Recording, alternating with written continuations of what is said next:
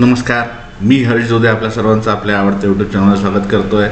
तुम्हाला माहिती आहे, या चॅनलच्या माध्यमातून मी तुम्हाला विविध प्रकारच्या शैक्षणिक घडामोडींची माहिती देण्याचा प्रयत्न करत असतो आणि माहिती ही खरी आहे आणि अधिकृतच्या जवळ जाणारी आहे हे पटल्यानंतरच मी ती तुमच्याशी शेअर करत असतो. त्याच्यामुळे तुम्ही जर हा व्हिडिओ पहिल्यांदा पाहत असाल किंवा या चॅनलला पहिल्यांदा व्हिजिट करत असाल तर मी तुम्हाला आवर्जून विनंती करेल की चॅनलला सबस्क्राईब जरूर करा आणि व्हिडिओ जर तुम्हाला आवडला असेल तर आवर्जून लाईक आणि शेअर करा, जेणेकरून गरजू होतकरी विद्यार्थ्यांना योग्य शैक्षणिक माहिती त्यांना मिळेल त्यांच्या पूर्ण शिक्षण घेत असताना, आणि शिक्षणानंतरही करिअरच्या दृष्टीने आवश्यक असलेली माहिती त्यांना वेळोवेळी या चॅनलच्या माध्यमातूनही मिळत राहणार आहे. या चॅनलच्या माध्यमातून मी सर्वांना बऱ्यापैकी शालेय शिक्षण असेल, उच्च शिक्षण असेल, वैद्यकीय शिक्षण असेल, तंत्र शिक्षण असेल, अशा सगळ्या शैक्षणिक घडामोडींची माहिती देण्याचा प्रयत्न करत असतो. CET सेलकडून घेतल्या जाणाऱ्या विविध प्रवेश परीक्षा असतील, CET सेलचे विविध परीक्षांचे वेळापत्रक असेल, त्यांचे प्रवेश फेऱ्यांचे वेळापत्रक असेल, अशा सर्वांची माहिती या माध्यमातून मी देण्याचा प्रयत्न करत असतो. त्याच्यामुळं तुम्हाला सर्वांना आग्रहाची विनंती आहे, चॅनलला सबस्क्राईब जरूर करा.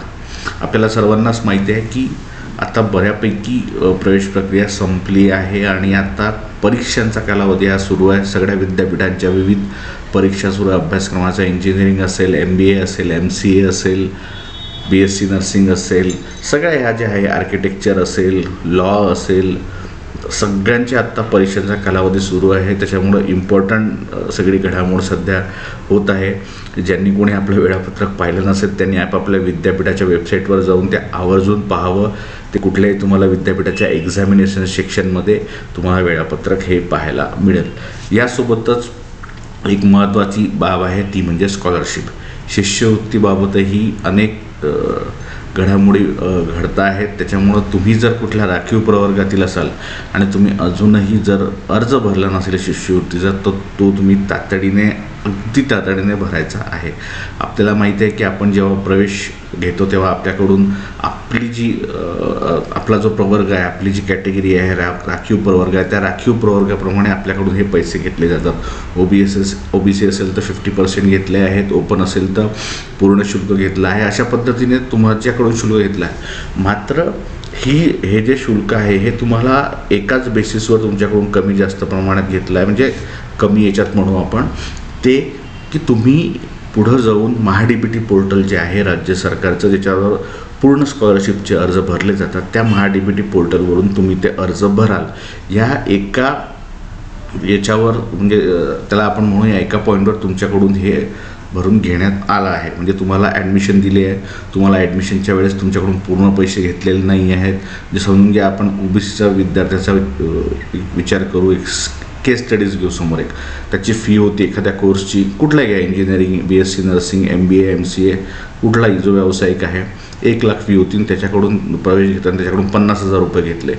तर फक्त 50,000 का घेतले आहे त्याच्याकडून, तर जे 50,000 रुपये उर्वरित आहे ते 50,000 विद्यार्थी हा स्कॉलरशिपच्या प्रक्रियेतून अर्ज करेल ऑनलाईन पद्धतीने, आणि तो अर्ज सँक्शन झाल्यानंतर जे 50,000 रुपये आहे ते कॉलेजला मिळतील.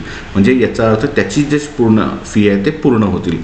याचा अर्थ हा नाही आहे की माझ्याकडून 50,000 रुपये घेतले फक्त तर 50,000 रुपये ते मला मिळेल, तुम्हाला नाही. ते जे 50 रुपये उर्वरित आहे, तुमची 50% हे झाली आहे शुल्कावर, ते 50,000 रुपये हे होईल. आत्ता जर तुम्ही ते स्कॉलरशिपचा फॉर्म भरला नाही तर तुम्हाला ते शुल्क मिळणार नाही. त्याच्यामुळं तुम्हालाच तुमच्या खिशातून 50,000 रुपये द्यावं लागेल. आता खुल्या प्रवर्गातील विद्यार्थ्यांबाबत बोलू. खुल्या प्रवर्गाची फी होती 1 लाख रुपये. त्यांनी 1 लाख रुपये भरली.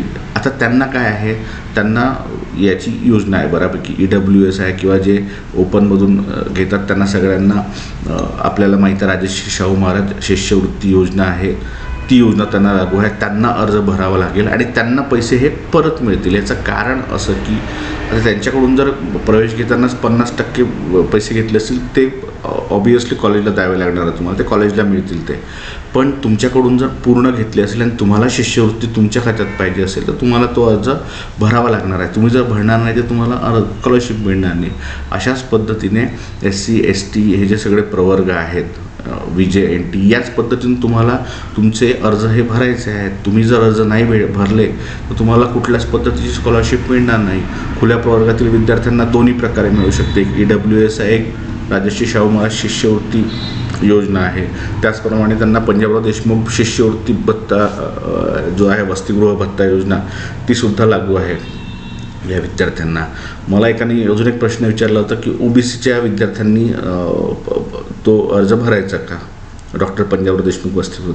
तो OBCचे स्कॉलरशिप म्हणून जेव्हा मी OBC स्कॉलरशिप भरता त्याच्यामध्ये ऑलरेडी तुमचे वसतिगृहाचे किती प्रमाणात तुम्हाला महिन्यानी पैसे मिळणार आहेत हे शहरानुसार हे डिसाईड केलं आहे. तुम्ही एकदा OBC प्रवर्गातील जी शिष्यवृत्तीचा तो कॉलम आहे त्या महाडीबीटी पोर्टलवर त्याच्यावर तुम्ही जाऊन क्लिक कराल, त्याच्यात स्पष्ट लिहिलं आहे की तुम्हाला याचे पैसेही मिळतील. तुमचे जे वसतिगृह आहे की तुम्ही जिथे कुठे भाड्याने राहत असाल तर हे सुद्धा क्लिअर. तुम्ही एकदा ते वाचा सगळं. पण सर्वात महत्त्वाचं आहे, तुम्ही हे अर्ज भरायचे आता फारच कमी कालावधी राहणार आहे. बहुतेक 1 तारखेपर्यंत राहील हा. आता शेवटचे 10, 8, 9 दिवस राहिले आहेत शिष्यवृत्तीचा अर्ज भरायला. त्याच्यामुळं तुम्ही नसेल भरला तर तातडीने अर्ज भरा. एकदा अर्ज शिष्यवृत्ती भेटली नाही तर पुढचे 2-3 वर्षे मिळत नाही असं तुम्ही, म्हणजे फार त्याला क्लिष्ट कारवाई आहे पुढची. तुम्ही ते कागदपत्र देऊनच थकून जाल सगळं आणि त्याची सगळं हेक्टिक आहे तुमची ते परीक्षा आणि ह्या सगळ्यांमध्ये ते शक्य होत नाही. तर सर्वात प्रथम तुम्ही तातडीने अर्ज भरा. आता खूप कमी कालावधी राहणार आहे कारण की भरपूर दिवस दिले. आता जवळपास 2 महिने होऊन गेले आहे ही प्रक्रिया सुरू होऊन. त्याच्यातून तुम्ही आवर्जून अर्ज भरायचा आहे. एकाने मला अजून प्रश्न विचारला होता का, विद्यार्थिनीचा आला होता प्रश्न मला की इन्स्टिट्यूशनल राऊंडला स्कॉलरशिप भेटेल का. कुठल्याच कोर्सला इन्स्टिट्यूशनल राऊंडला स्कॉलरशिप भेटत नाही. एनी कोर्स कुठलाही असू द्या, तो इंजिनिअरिंग असू द्या, PSC नर्सिंग असू द्या, MBA असू द्या, MCA असू द्या, B.Pharm असू द्या, कुठलाही कोर्स असू द्या, तुम्ही जर इन्स्टिट्यूशनल राऊंडमधून जर प्रवेश घेतला असेल तुम्हाला शिष्यवृत्ती मिळत नाही. आता हे तुम्ही तेच ते परत मला विचारू नका. स्कॉलरशिप फक्त तुम्ही जेव्हा कॅप राऊंडमधून प्रवेश घेता तेव्हाच ती स्कॉलरशिप ही तुम्हाला मिळत असते. त्याच्यामुळं तुम्ही हे ठाणून घ्या मनातून की ती स्कॉलरशिप तुम्हाला मिळवायची असेल तर तुम्हाला तातडीने आता ऑनलाईन पद्धतीने अर्ज भरायचा आणि फक्त कॅप राऊंडमधून जेव्हा अर्ज भराल तेव्हा हे शक्य आहे. तर अशा पद्धतीने ही सगळी प्रोसेस आता सुरू आहे. तुम्हाला याच्यात काही अडचणी वाटत असेल, काही तुम्हाला शंका असेल तर मला आवर्जून विचारा. सर्वात प्रथम 2 गोष्टी मी तुम्हाला सांगेल ते म्हणजे आवर्जून आपल्या सगळे जे आहे वेळापत्रक ते जाहीर झाले आहे. तुम्ही ते बघून घ्या. सगळ्यांचे प्रॅक्टिकल एक्झामिनेशनचे वेळापत्रक विद्यापीठांनी जाहीर केले आहे. म्हणजे सगळे विद्यापीठं जे आहेत, म्हणजे MUHS घ्या, आरोग्य विज्ञान विद्यापीठ पुणे, सावित्रीबाई फुले पुणे विद्यापीठ घ्या, नागपूर विद्यापीठ, अमरावती विद्यापीठ, तुम्ही ते पहा. तातडीनं आपले स्कॉलरशिपचे अर्ज भरून घ्या. जर तुम्ही स्कॉलरशिपचा अर्ज भरला नाही तुम्हाला शिष्यवृत्ती मिळणार नाही. स्कॉलरशिप भरताना काही अडचणी असेल तर ते सुद्धा तुम्ही मला सांगा. तुम्ही कमेंट बॉक्समध्ये कमेंट करा किंवा तुम्हाला काय अडचणी नेमक्या येत आहेत त्याच्यामध्ये तुम्हाला काही शंका असतील त्यासुद्धा तुम्ही विचारू शकता. पण तातडीने हे अर्ज भरून टाका. इन्स्टिट्यूशनल राऊंडमधून भेटणार नाही हे सुद्धा तुम्ही लक्षात घ्या. अशा काही महत्त्वाच्या गोष्टी आहेत त्या तुम्ही मिस करू शकत नाही. आणि कोणाला असं वाटलं असेल की आपल्याला आता आपली ॲडमिशन झाली आणि आपल्याला ऑलरेडी कॉलेजनी सूट दिली आहे शुल्काची आणि आपण अर्ज नाही भरला तरी चालेल, तर हे काढून टाका. तुम्हाला तुमच्या खिशातून पैसे द्यावे हे लागणार आहे. आणि अजून एक महत्त्वाचं त्याच्यामध्ये आपलं आधार हे बँकेच्या अकाउंटसोबत लिंक करून घ्या. आधार आणि बँकचं खातं हे लिंक करून घ्या. ते महत्त्वाचं आहे आणि तेच खातं तुम्ही ते शिष्यवृत्ती अर्जात टाका. आणि जवळपास सगळे अर्ज कागदपत्र जमा झाल्यानंतर अर्ज भरा. आता खूप कमी कालावधी आहे. त्याच्यानंतर तुम्हाला शेवटी मग खूप अडचणी येतील. तुमची परीक्षा येईल त्याचवेळी आणि अर्ज भरताना तुम्हाला अडचणी येतील. कागदपत्र नसेल तुम्हाला सरकारी कार्यालयांच्या चक्रा माराव्या लागतील. सो हे महत्त्वाचं आहे, हे लक्षात घ्या. काही तुम्हाला माहिती असेल तर आवर्जून विचारा. इथून पुढेही आपण प्रवेश परीक्षांबाबत CET विविध प्रकारच्या माहिती देणार आहोत.